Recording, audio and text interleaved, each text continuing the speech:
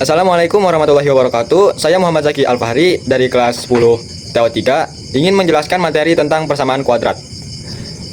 Apa itu persamaan kuadrat? Persamaan kuadrat yaitu sebuah persamaan yang satu variabel pangkat tertingginya adalah 2. Bentuk umumnya a x kuadrat ditambah bx ditambah c sama dengan 0.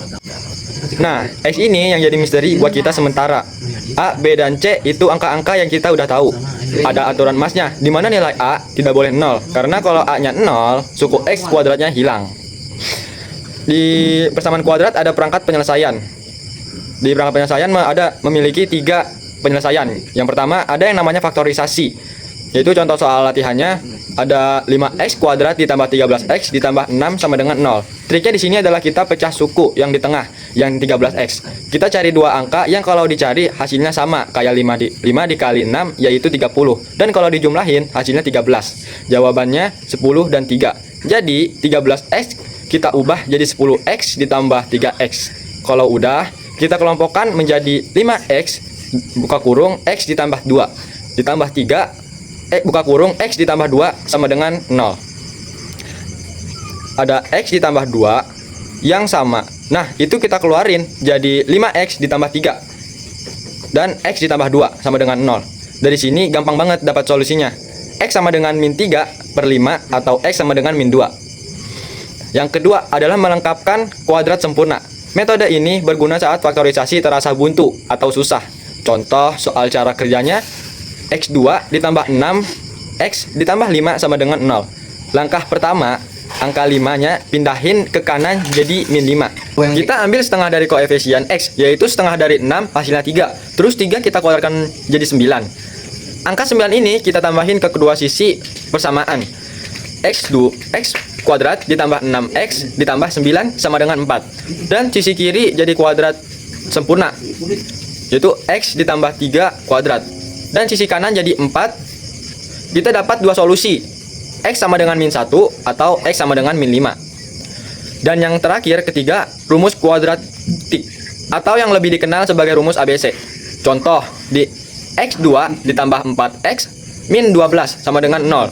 Di sini A sama dengan 1, B sama dengan 4, C sama dengan min 12. Tinggal kita cemplungin aja ke rumus ABC. Setelah dihitung-hitung, kita dapat dua jawaban, yaitu x sama dengan 2 dan x sama dengan min 6. Di persamaan kuadrat ada yang namanya membangun dari awal. Sekarang gimana kalau kita balik? Kita udah tahu jawabannya atau akarnya. Terus kita disuruh bikin persamaannya. Nah, ada dua cara utama. Cara yang pertama pakai faktor. Kalau akarnya x1 dan x2, persamaannya tinggal x min x1 dikali x min x2 sama dengan 0. Cara kedua, pakai jumlah dan hasil kali akarnya. Rumusnya jadi x2 dikurang jumlah akar x ditambah hasil kali akar sama dengan 0. Dua-duanya bakal ngasih hasil yang sama. Misal, kita dikasih akar 3 dan min 7. Kita pakai cara faktor aja, tinggal masukin ke rumus. X min 3 dikali X min min 7. Nah, kan X min min 7 jadi X plus 7. Kalau kita kalikan X min 3 dengan X plus 7, hasilnya adalah X kuadrat plus 4X min 21 sama dengan 0. Nah, yang terakhir ada yang namanya alat diagnostik. Ada cara cepat yang namanya itu diskriminan. Jadi diskriminan ini yang simbolnya D sebenarnya adalah jeroannya rumus ABC. Tepatnya bagian yang ada di bawah tanda akar. Itu B kuadrat min 4AC. Cuma dari nilai D ini aja kita udah bisa tahu semua tentang sifat jawaban dari suatu persamaan tanpa perlu ngitung sampai akhir. Kalau nilai D-nya positif atau lebih dari 0, kita pasti dapat dua jawaban yang beda. Kalau D-nya pas banget sama 0, jawabannya cuma ada satu. Nah, kalau D-nya negatif atau kurang dari 0, artinya tidak ada jawaban di bilangan nyata.